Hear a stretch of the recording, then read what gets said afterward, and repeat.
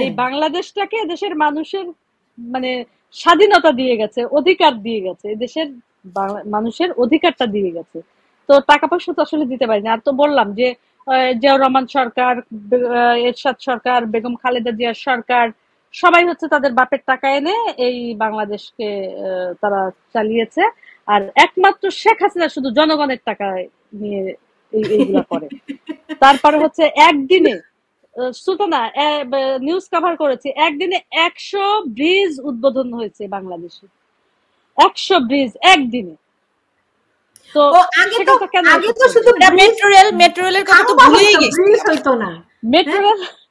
সবচেয়ে মজার ব্যাপার হচ্ছে কি, যখন মেট্রো রেলে উঠি অনেকে দেখি বলে এই স্বৈরাচারের ইয়েতে উঠলাম, ফ্যাসিস্টের মেট্রো রেলে উঠলাম, কি আর করব, বাধ্য হয়ে উঠলাম, একটু তাড়াতাড়ি যাইতে হবে তো তাই উঠলাম আর কি।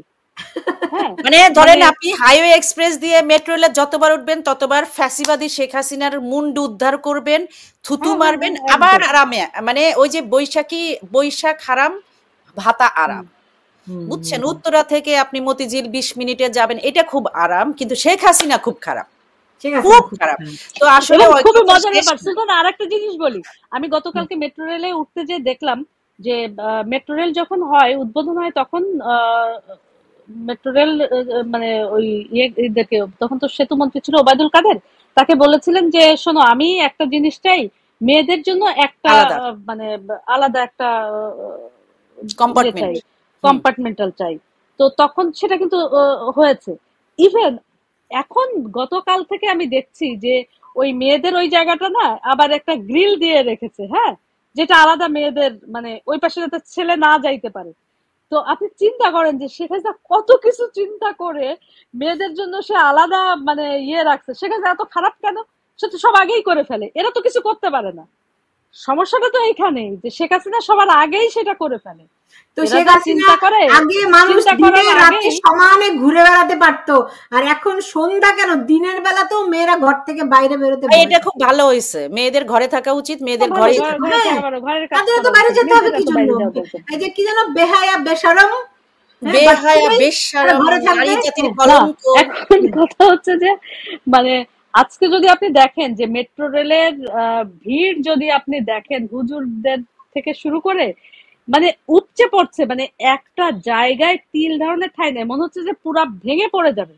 হ্যাঁ, মানে এতটা, অথচ ফ্যাসিস্ট মুখে বলতে বলতে আমার মুখে ফেনা উঠে যাচ্ছে না। এবং এই মেট্রো রেল নিয়ে যে আন্দোলনটা হয়েছিল মনে আছে আপনার? হ্যাঁ অবশ্যই, এবং এটা তো আরো আগে হইতো। মেট্রো রেল তো 2 বছর পিছিয়ে গেছে, ভিতর দিয়ে যাইতে দিবে না, সেটার জন্য একবার ইয়ে হলো, আর একবার ওই যে বিজয় সরণি দিয়ে ওইটা অবশ্য বিমান বাহিনীর কিছু টেকনিক্যাল প্রবলেমের কারণে ওইটা নিজের টাকায় করেছে। না, তারপরে হচ্ছে যে আরেকটা জিনিস আরো দেরিটা হইলো কেন? টাকা পাচার করেছে। আরে 18 কোটি টাকা কয় টাকায় হয় এরা বুঝে? হলি আর্টিজানের ঘটনার কারণে মেট্রো রেলটা আসলে দেরিতে হয়ে গেল, কারণ জাপানিজ 7 জন ইঞ্জিনিয়ার হ্যাঁ ওখানে যে হত্যা করা হলো এবং তাদেরকে ছেড়ে দেওয়া হয়েছে, হত্যা করা হলো। হ্যাঁ, সেটা তো হয়েছেই, সবকিছুই হয়েছে। মেট্রো রেলটা তো আরো আগে হয়ে যেত। তারপরও জাপান সবকিছু মিলিয়ে তারপরেও তাদের ইঞ্জিনিয়ারদের আবার বাংলাদেশে পাঠালেন, আবার সেইভাবে এই মেট্রো রেল তৈরি হইলো।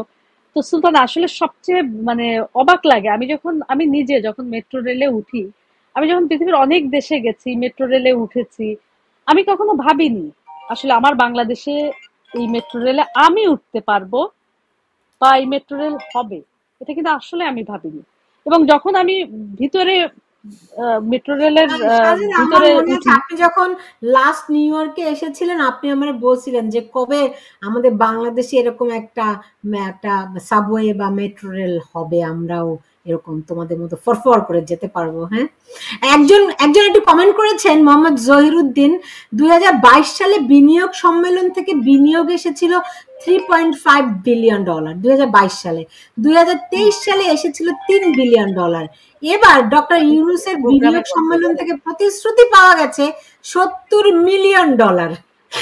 ও বিলিয়নও না, 1 বিলিয়নও না, 70 মিলিয়ন। তাই নিয়ে এত কিছু। হ্যাঁ, মানে তাই নিয়েই এক মানে প্রেজেন্টেশন খুব ভালো হয়েছে। Exactly, presentation. আসলে আমাকে সুলতানা এই গল্পের শেষ নাই, অনেক মজা লাগছে, কিন্তু আমার আসলে যাইতে হবে, আমার আসলে আরেকটা মিটিং আছে। আমাদের বিষয়টা হচ্ছে যে আমরা আসলে আমরা এত মানে মূর্খ, আমাদের আমরা ওই যে মাথায় তো একটা ভিজুয়াল কথা আছে কিছু না যে নাই। আমরা তো চক চক দেখতেছি করিলে শোনা 3.5 হয় না। বিলিয়ন, দান আমরা দেখতেছি 3.5 বিলিয়ন, হ্যাঁ আমরা দেখতেছি হুম। 3 বিলিয়ন আর 70 মিলিয়ন। ভাই তিনের এক্স্যাক্টলি না সেটাই, যে কথা আছে না যে চকচক করিলে শোনা হয় না, তো এটা তো খালি আরে চকচকই 70 করছে। মিলিয়ন আসল তো কথাটা সংখ্যাই হচ্ছে বেশি ভাই, এটা তো 5 70। ওটা হচ্ছে শুধু 3 5, আর ওটা তো কিন্তু শুধু মিলিয়ন আর 5। বিলিয়নের হ্যাঁ যে ওটা সমস্যা না। মিলিয়ন আর বিলিয়নের যে পার্থক্যটা সেটা তো আমাকে বুঝতে হবে যে আমি তো না ওটা ওই যে সমস্যা না। ওই যে একটা গল্প আছে না, ডাক্তারের ওষুধ, যদি আপনি ওষুধ খান, ডাক্তার দেখান, তাহলে 7 দিনে ভালো হয়ে যাবেন, আর যদি ডাক্তার না দেখান তাইলে হচ্ছে কি 1 সপ্তাহে ভালো হয়ে যাবেন। এক্স্যাক্টলি। পাচ্ছি না এখন। Right, দেশটা এরকমই। ভালো থাকুক না সুলতানা, আমার একটু আসলে কি যেতে হবে। হ্যাঁ, আসলে আমাকে বিষয়টা আমি হচ্ছে যে আমরা মনে হয় শেষ করে দিচ্ছি। আসলে ব্যাপারটা হচ্ছে কি, শেখ হাসিনা যে এত খারাপের খারাপ, এই জাতির বোঝা উচিত যে শেখ হাসিনা অত্যন্ত খারাপ, তার মতো নিকৃষ্ট, তার মতো দানবীয় কেউ নাই, যে সবগুলো দানব, সব দৈত্য এই দেশের জন্য যা কিছু অশুভ তিনি এক বোতলে বন্দি করে রেখেছিলেন। এইটাই শেখ হাসিনার সবচেয়ে বড় অপরাধ হয়েছে। এক্স্যাক্টলি।